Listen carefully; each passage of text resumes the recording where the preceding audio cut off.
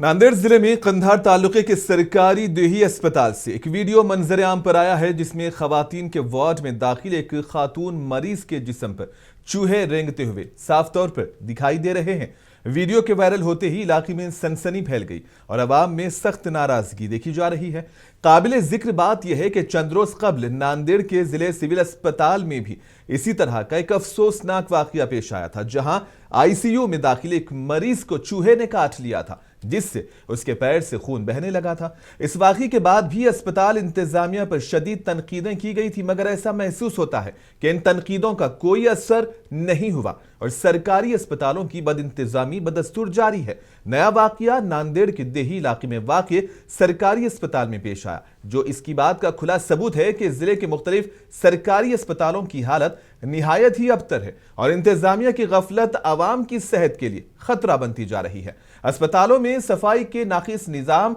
अमले की लापरवाही और निगरानी का फुकदान मरीजों को मजीद बीमार करने पर आमादा है। अवामी नुमाइंदों और सेहत महकमे के आला हुक्काम से ये मुतालबा किया जा रहा है कि इन वाकयात का संजीदगी से नोटिस लिया जाए, जिम्मेदारान के खिलाफ कार्रवाई की जाए और अस्पतालों के नज्म व नस्क में फौरी तौर पर बेहतरी लाई जाए।